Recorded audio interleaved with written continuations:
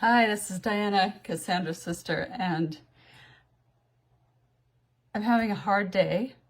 And I had my therapist today, and she said, maybe it's okay to really express your feelings and not be so.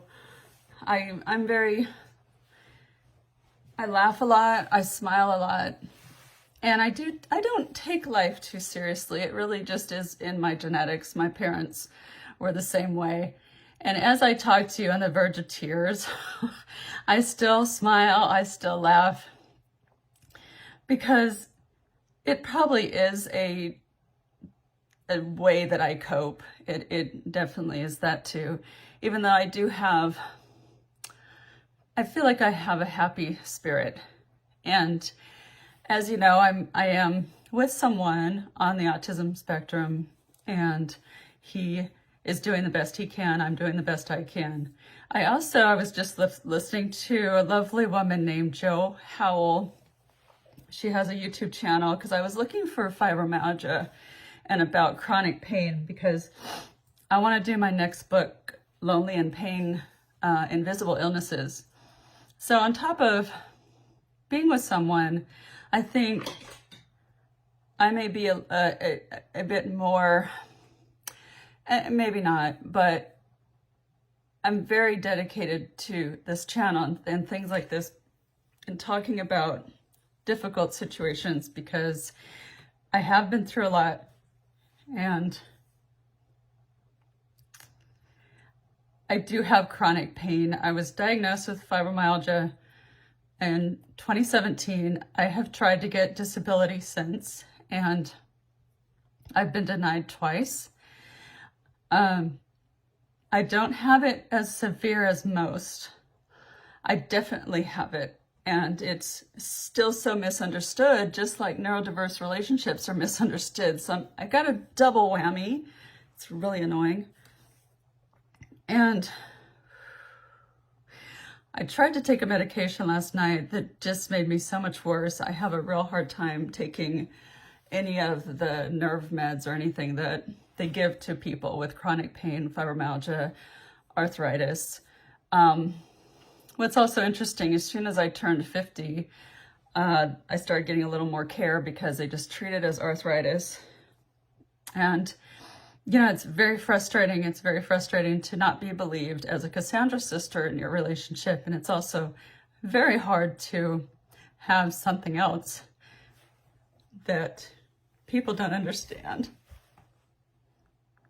So it's one of those days where I just tried to, I really have plans to set up my my channel and try to keep it growing. And it takes a long time. I realize that. I read somewhere only 9% of people doing YouTube channels really, make it big. And I just want, I just want to talk about being a Cassandra. I just want to get the word out there, because I wrote these darn books that mean so much to me. And I have a hard time being a little bit self-centered, like, buy my books, listen to what I'm saying, because I don't want to be like my person. So I'm always worried if I'm being self-centered, and that is part of his autism. And I'm so aware that he is in a specific group of people. It's not all autistic people. And I get so worried that it's going to hurt anybody who is autistic, that it's not a bad thing. I just always want to make sure that, you can't make everybody happy. I know that. And probably the reason I'm in this relationship, I am kind of the people pleaser person. But you know what? I think that's okay to be compassionate and loving and caring for people. Why is that so bad? It's kind of not the most, you have to have a thick skin, and you have to ignore the bad comments, and you have to, we're humans, and it's tough. I don't want to be this hardcore person. And I do have a thicker skin because of my relationship. I do have strong boundaries. I know how to handle myself and handle situations. It's just, in a situation like mine, you almost have to do it every day. and it's very taxing. And if you have a chronic illness, especially one that is fibromyalgia that's so misunderstood, it's hard, and I am proud of myself that I keep going the way that I do. I don't know how I do it. I had resilient, wonderful parents. I was so lucky. And so it's a wonderful life. Isn't that a movie? I do have a wonderful life. I'm kind of going with what my therapist said, because she can see the passion I have in wanting to do something. You know, YouTube is such a great source of maybe a little bit of income if you have chronic pain like I do, and you can keep a full-time job. And as much as I've tried, you know, with having chronic pain and you get a full-time job, you spend most of your paycheck on chiropractic and massage and diet changes and medication, and just it's a real tough one. It's a real thing. And I know that my channel is specific to neurodiverse relationships, but if you are someone that, you know, struggles, and a lot of us need to stay in relationships that are a little bit unhealthy, because we may have disabilities ourselves, and we may have illness ourselves that keeps us from being independent. And as I'm in California, it is extremely expensive here to live. And again, I chose to stay in my relationship because I do care about him, and I'm at that age where I don't want to start over. But even if I did, I couldn't, because of this pain. So it is a real thing, and this is really hard for me to do, because I don't want pity. I don't want any of that. I do have a wonderful life. Well, no, not really, because I don't have children. I don't have family. That kind of really sucks. But this is my road, and I'm alive, and I'm so happy to be alive and to be here and to talk to whoever is listening, and,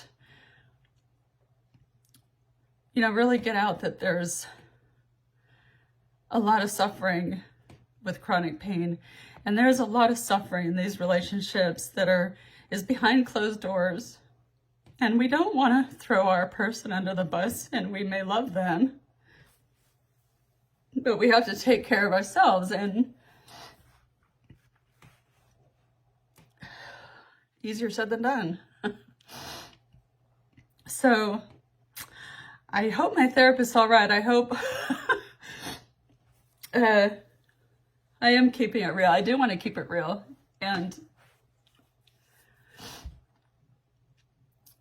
you know, again, I guess I'm afraid of pity. I don't know why that is. I do feel very blessed.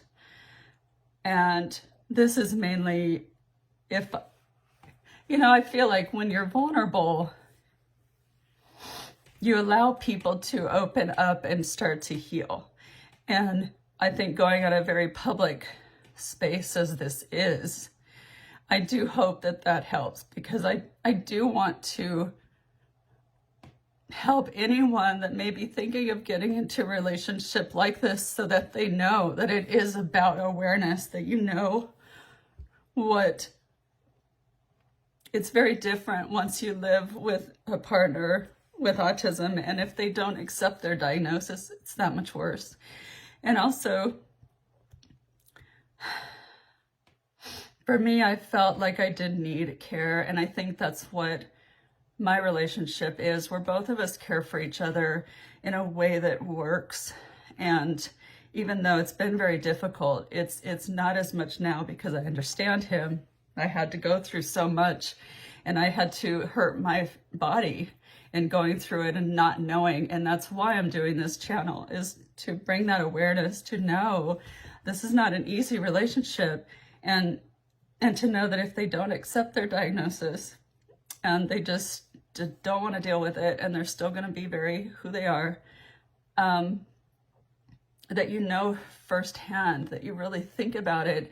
I see these shows on relationships, and I can spot it right away, and nobody knows, and I get heartbroken when they think, what's wrong with this person? And they don't, because there's so many people that don't realize that the reason they're different is autism or even ADHD and all those things.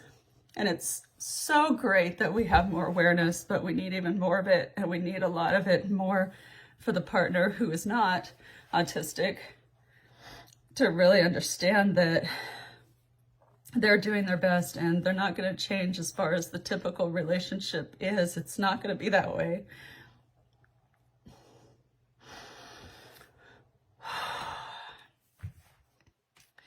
But it's not going to be that way, and it's going to be harder than usual. So I do want to regulate here a little bit. I was going on and on. Whew. So yeah, I'm glad that my therapist, bless her, she told me to really be open about this and to share a little bit more about me, and that I do want to be strong. And I kept hearing that, you know, people don't care when they listen to YouTube channels. They just, well, they care, but they don't, they want to be helped themselves. But I still feel that when you show vulnerability, like this wonderful lady, Jo, I had her, Jo Howell, she's very so real and just saying she feels terrible. And, you know, we need more channels like that. And there's not a quick pill. I can't give the exact way to talk to your partner or the exact way to handle a situation. It's, and I'm not going to fake it either. I think there's a lot of, you know, let's toxic positivity out there that, you know, my goodness, you have to know what you want and make the best decision. And I'm just all about awareness. If you have any thought that something is a little bit off, that they don't understand or they're not willing to understand, you have to make a decision. A lot of the times when you first start a relationship, it is glorious, and I've heard it all the time. My guy was my knight in shining armor, and maybe I was his special interest or whatever they say. I don't. The honeymoon period is always nice. It's always fun. But if you do feel something, and even if, I just hope there's more awareness. I hope that I can give more awareness to just really look for that and know what you're getting into with someone on a deeper level. When there's just something where if you ever say, this is a good one, if you ever say, what's wrong with him?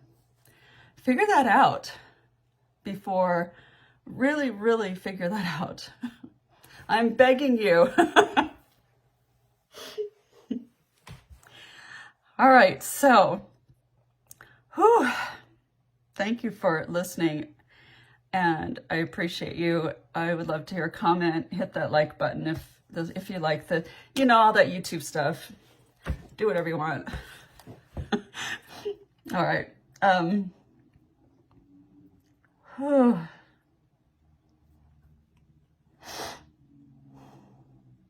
was pretty vulnerable here. This is a little scary. It's scary to post this. Okay, I'm gonna do it.